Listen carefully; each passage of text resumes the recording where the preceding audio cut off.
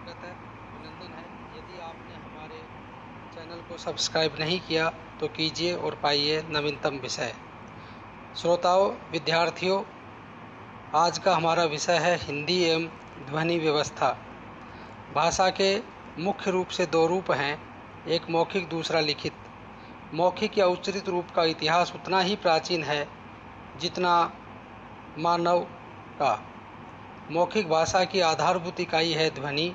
प्रत्येक भाषा की अनेक ध्वनियाँ होती हैं। इसी प्रकार भाषा का दूसरा रूप है लिखित। भाषा के मौखिक रूप के स्थायित्व के लिए लिखित रूप सामने आया। मौखिक ध्वनियों को लिखित रूप में व्यक्त करने के लिए इन ध्वनियों के लिपि चिन्ह या प्रतीक बनाए। इन लिखित चिन्हों प्रतीकों को वर्ण कहा जाता है। हिंदी में वर्णों को अक्षर भी कहा गया, परंतु वर्ण एवं अक्षर में मूलभूत अंतर है। वर्ण वर्णमाला का वह पारंपरिक चिन्ह जो एक वाक्य, स्वन या एकाधिक स्वनों का दृश्य प्रतीक होता है। वर्ण भाषा का लघुतम खंड जिसके टुकड़े नहीं होते हैं। अक्षर वाक्य या स्वन की बड़ी इकाई है। अक्षर एक या एक से अधिक स्वनों की वह इकाई जिसका उच्चारण श्वास के एक झटके स्पंदन से होता है। अर्थात अक्षर में एक वर्ण भी हो सकता है या एकाधिक वर्ण समूह भी हो सकता है। इसी प्रकार से वर्णों के व्यवस्थित समूह को वर्णमाला कहते हैं। प्रत्येक स्वर वर्णों की मात्रा होती है जो व्यंजन के साथ उनकी मात्रा ही लगती है। वर्णों के उच्चारण में लगने वाले कालमान, समयावधि, कालावधि को मात्रा कहते हैं। अब हम आते हैं हिंदी की ध्वनियों का वर्गीकरण। सबसे पहले स्वर ध्वनियों के वर्गीकरण की बात करते हैं। इस हिसाब से, इस दृष्टि से इनको हम तीन भागों में बांटते हैं। होठों की दृष्टि से, अर्थात होठ गोलाकार होते हैं या फैलते हैं। होठों की दृष्टि से इसके दो वर्गीकरण हैं, वृत्ताकार या अवृत्ताकार। वृत्ताकार में होठ गोलाकार हो जाते हैं और इनमें ऊ, ऊ, ओ, औ तथा आगत आ स्वर शामिल है। अवृत्ताकार में अर्थात गोलाकार न होकर होठ फैल जाते हैं। इनमें जो स्वर शामिल हैं वे हैं, यानी कि जिन स्वरों का उच्चारण होता है अ, आ, ई, ए, ऐ। जिह्वा यानी जीभ के ऊपर उठे हुए भाग की दृष्टि से वर्गीकरण सामने आते हैं चार। एक तो समृद्ध। समृद्ध का शाब्दिक अर्थ है छिपा हुआ तथा ढका हुआ, अर्थात जिन स्वरों के उच्चारण में मुख सबसे कम खुले। इन स्वरों में प्रमुख है दीर्घ ई तथा दीर्घ ऊ। दूसरा है अर्ध समृद्ध। अर्ध समृद्ध का तात्पर्य है मुख ले। ऐसे स्वर हैं ऋस्व ई तथा ऋस्व ऊ। फिर है विवृत। विवृत का शाब्दिक अर्थ है फैला हुआ, खुला हुआ, अर्थात जिन स्वरों के उच्चारण में मुख सबसे अधिक मात्रा में खुले उनमें प्रमुख है आ, ऐ और औ। फिर आता है चौथा अर्ध विवृत। विवृत की तुलना में मुख कम खुले, जैसे ए, ओ तथा आगत आ स्वर। फिर आता है तीसरा भेद कि जीभ का जो मुख्य भाग है अग्र, पश्च और मध्य, उस दृष्टि से वर्गीकरण। इनमें तीन भाग मुख्य हैं। अग्रस्वर, जिन स्वरों के उच्चारण में जीभ का अगला भाग काम में आता है, यानी कि नीचे उठता है, गिरता है, उन्हें हम वहाँ से उच्चरित स्वर अग्रस्वर कहलाते हैं। और उन स्वरों में प्रमुख हैं ई, ए, ऐ, ये चारों अग्रस्वर हैं। पश्च स्वर, जिन स्वरों के उच्चारण में जीभ का पिछला भाग सामान्य स्थिति से ऊपर उठता है, यहाँ से उच्चरित स्वर पश्च स्वर कहे जाते हैं। इनमें मुख्य हैं आ, ऋस्व ई, दीर्घ ऊ, ओ, औ तथा आगत आ पश्च स्वर हैं। फिर है मध्य स्वर। जिन स्वरों के उच्चारण में जीभ का मध्य अर्थात केंद्र भाग थोड़ा सा ऊपर उठता है, उन्हें हम मध्य स्वर कहते हैं। हिंदी में अ स्वर केंद्रीय स्वर या मध्य स्वर कहलाता है। इन उच्चारण वर्गीकरण के पश्चात कुछ और भी हैं। एक है उच्चारण में समय की मात्रा के हिसाब से वर्गीकरण। उसमें हम दो भागों में बांटते हैं स्वरों को, ऋस्व स्वर तथा दीर्घ स्वर। ऋस्व स्वर में अ, ई, उ और री तथा शेष सभी दीर्घ स्वर हैं। ऋस्व स्वरों को हम आधार स्वर, मूल स्वर, आदर्श, अचल, प्रधान, मानक आदि नामों से भी इन स्वरों को अभिहित करते हैं। फिर है वायु निर्गमन मार्ग के आधार पर स्वरों का वर्गीकरण। इनमें जिन स्वरों के उच्चारण में हवा मुख विवर से निकलती है उन्हें हम मौखिक स्वर कहते हैं, तथा जिनके उच्चारण में हवा नासिका विवर से भी निकलती है उन्हें अनुनासिक कहते हैं। जैसे सामान्यतः आई ये सारे मौखिक हैं, और यदि नासिका विवर से भी साथ में ध्वनि निकले तो वे अनुनासिक कहलाएंगे। अनुनासिकता के अतिरिक्त सभी स्वर निर्नुनासिक कहे जाते हैं। इसके अतिरिक्त अनुस्वार, विसर्ग तथा अनुनासिक चंद्र बिंदु को आयोगवाह ध्वनि नाम से जाना जाता है। यह भी ध्यान रहे कि संस्कृत में स्वरों को अच, व्यंजनों को हल तथा वर्णमाला को अल कहते हैं। अब हम आते हैं हिंदी व्यंजन ध्वनियों का वर्गीकरण।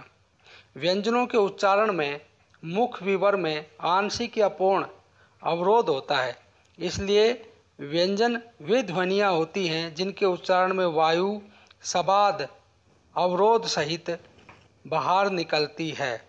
व्यंजनों के उच्चारण में मुख्यतः दो बातें विचारणीय हैं। एक है स्थान के आधार पर, दूसरा है प्रयत्न विधि। स्थान से तात्पर्य है ध्वनि के उत्पादन का स्थान, अर्थात वह स्थान जहाँ पर किसी ध्वनि के उच्चारण अवयव जीभ या निचला होठ जाकर फेफड़ों से आने वाली हवा या वायु के मार्ग में अवरोध पैदा करते हैं।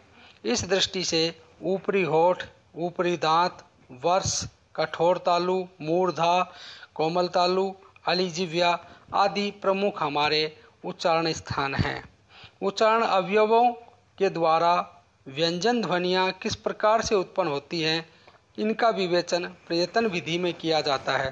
फेफड़ों से निकलने वाली वायु मुख विवर में कहीं रुक जाती है, कहीं रगड़ खाती है, कभी जीभ के पार्श्व भाग से और कभी नासारंध्र यानी नासिका से होकर गुजरती है। इन सब बातों का वर्णन प्रयत्न विधि के अंतर्गत होता है। अब हम आते हैं उच्चारण स्थान के आधार पर व्यंजनों का वर्गीकरण यानी ध्वनियों का वर्गीकरण। इसमें सबसे पहले है कंठ। कंठ या गले के स्पर्श कर बोली जाने वाली ध्वनियाँ परंपरागत व्याकरण में कंठ ध्वनियाँ कहलाती हैं। इनमें क, ख, ग, घ ये सारी यानी पूरा क वर्ग, आ और आगत आ स्वर तथा है ये कंठ ध्वनियाँ हैं। फिर है तालव्य। मुख के तालु के स्पर्श होकर बोली जाने वाली ध्वनियाँ तालव्य कहलाती हैं। इसमें च वर्ग और श, ये तथा ई तालव्य ध्वनि है। फिर है मूर्धन्य। कठोर तालु के पीछे का भाग मूर्धा कहलाता है। इस स्थान के साथ जिह्वा के संपर्क से बोली जाने वाली ध्वनि मूर्धन्य कहलाती है। मूर्धन्य में पूरा ट वर्ग तथा नव विकसित ध्वनियाँ ड है, री और रे ये मूर्धन्य के अंतर्गत आती हैं। फिर है दंतय। जब जीभ की नोक ऊपर के दांतों के पास कुछ क्षणों के लिए वायु को रोक लेती है तो उस स्थान से उच्चरित ध्वनियों को दंतय कहा जाता है। ये ध्वनियाँ हैं पूरा त वर्ग, न, ल, स। फिर है ओष्ठ। जब नीचे का होठ ऊपर के होठ का स्पर्श करके वायु को पूरी तरह मुख विवर में कुछ क्षणों के लिए रोक लेता है तो यहाँ से उच्चरित ध्वनियों को ओष्ठ ध्वनियाँ कहा जाता है। पूरा प वर्ग तथा उ दोनों स्वर इसके अंतर्गत आते हैं। फिर है वर्ष। वर्ष का मतलब होता है मसूढ़ा, इसे दंतमूल भी कहते हैं। जीभ की नोक जब इस भाग को स्पर्श करके वायु को रोकती है तो ये ध्वनियाँ उच्चरित होती हैं और इनमें र, ल, न, स और ज आगत जो ध्वनि है वो इसमें शामिल है। फिर है स्वर यंत्रमुखी। स्वर यंत्रमुखी के अंतर्गत है और विसर्ग दोनों ही शामिल होते हैं जो परंपरागत रूप से कंठ में आते हैं। फिर है दंत्योष्ठ, नीचे का होठ तथा ऊपर के दांत पास आने पर दंत्योष्ठ ध्वनियों का उच्चारण होता है। हिंदी की व तथा फ जो आगत है वो दंत्योष्ठ ध्वनियाँ हैं। फिर हम वर्गीकरण करते हैं प्रयत्न के आधार पर। प्रयत्न के आधार पर इन ध्वनियों का वर्णों का वर्गीकरण है। सबसे पहले है स्पर्श व्यंजन। जिन ध्वनियों को उच्चारण में मुख विवर में उच्चारण अवयव ऊपर उठकर इसी उच्चारण स्थान का स्पर्श करके कुछ क्षणों के लिए वायु का मार्ग अवरुद्ध करते हैं, तब जो व्यंजन उच्चारित होते हैं उन्हें स्पर्श या स्पर्शी व्यंजन कहा जाता है। इसके अंदर सभी व्यंजन ध्वनियों में वर्णों में च वर्ग को छोड़कर शेष जो वर्ग हैं उनका 1 से लेकर 4 तक के जो वर्ण हैं वो इसमें शामिल होते हैं। यानी कि च वर्ग को छोड़कर प्रत्येक वर्ग के 1 से 4 तक के वर्ण स्पर्श वर्ण हैं। फिर है संघर्षी व्यंजन। जिन व्यंजन ध्वनियों को उच्चारण में अवयव यानी उच्चारण अवयव जीभ और निचला होठ मुख विवर में उच्चारण स्थान का स्पर्श नहीं करते, लेकिन उसके इतने निकट पहुंच जाते हैं कि दोनों के मध्य बहुत कम जगह रह जाती है। इससे वायु मुख विवर में रगड़ खाते हुए या संघर्ष करते हुए निकलती है। इन वर्णों को संघर्षी व्यंजन कहते हैं। संस्कृत में इनको हम उष्ण ध्वनियाँ भी कहते हैं और ये सभी पूरा का पूरा जो श वर्ग है वो इसके अंतर्गत आता है। फिर है स्पर्श संघर्षी।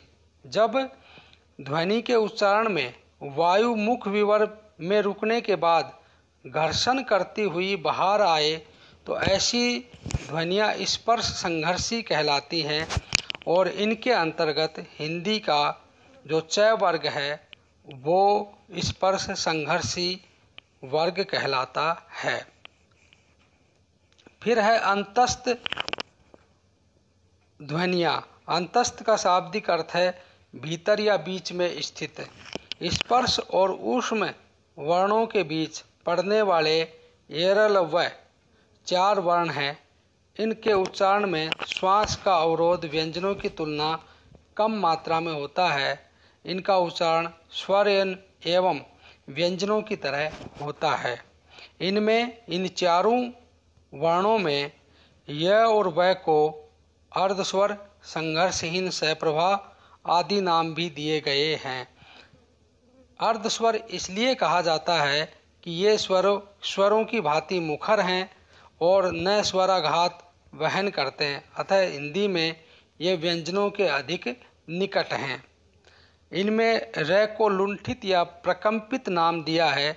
र के उच्चारण में जीभ मुख के मध्य आ जाती है और बार बार झटके से आगे पीछे लुढ़कती है, इसलिए इसे लुंठित व्यंजन कहा जाता है। ल को पार्श्विक नाम दिया गया है।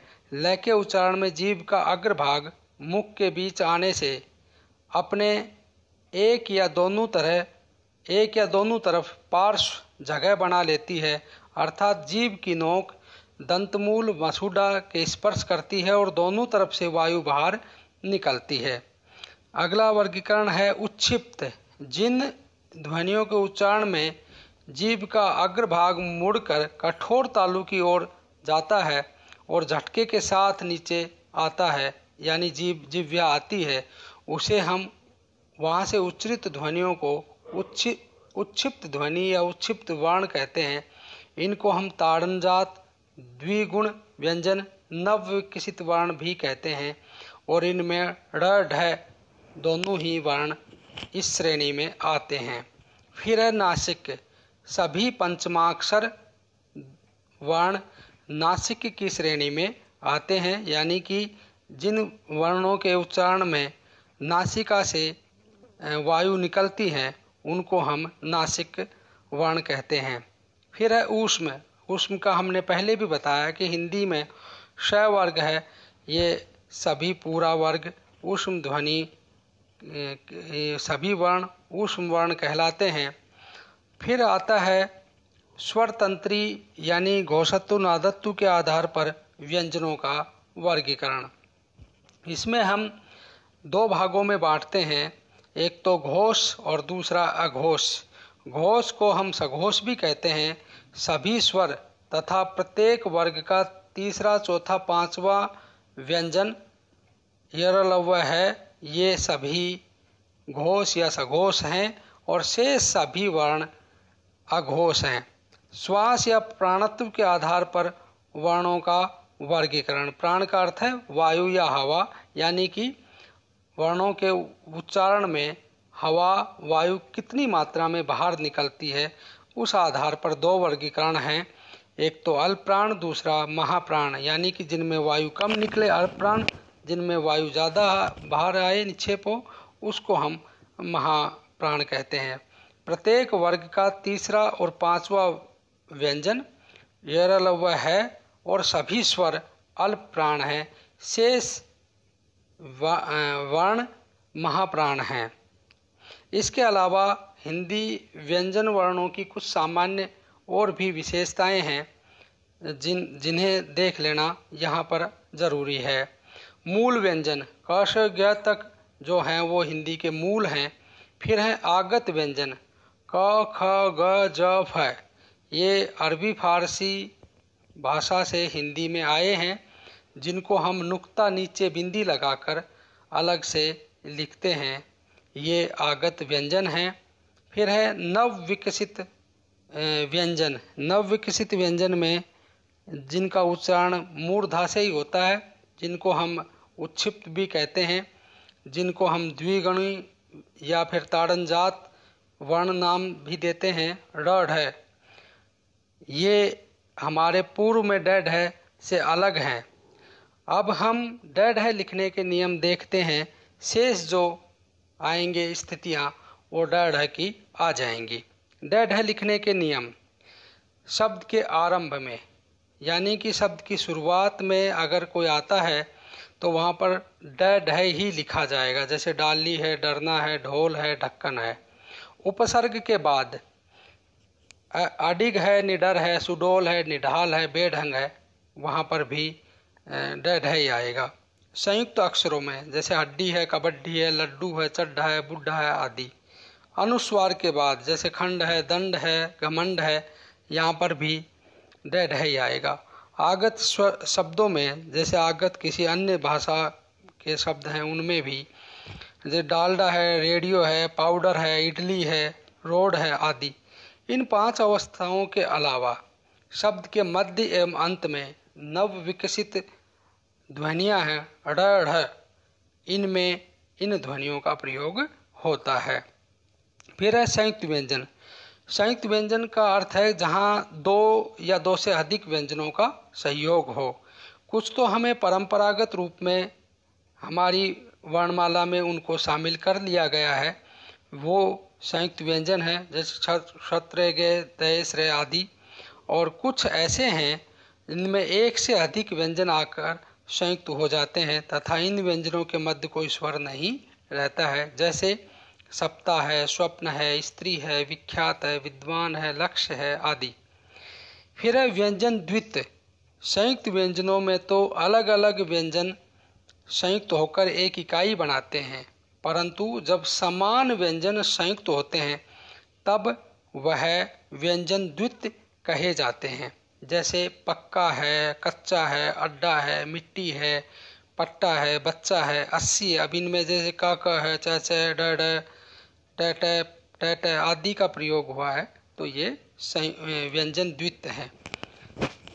इस प्रकार हमारी वर्णमाला है वो संस्कृत से हमें मिली है और समय के हिसाब से उसमें परिवर्तन हुए हैं। हिंदी एक विशाल हृदय वाली भाषा है जिसने अनेक दूसरी भाषाओं की ध्वनियों को शामिल किया है और उनको अपनाया भी है। हमने अंग्रेजी से आगत स्वर आ को शामिल किया है तथा अरबी और फारसी से मिली हुई 5 ध्वनियाँ हैं, व्यंजन हैं, वर्ण हैं, क, ख, ग, ज, फ, इनको भी हमारी वर्णमाला में अपनाया गया है। श्रोताओं, हमारा यह अध्याय, यह हमारी पेशकश आपको कैसी लगी? आपकी प्रतिक्रिया हमें मिलती रहनी चाहिए। धन्यवाद।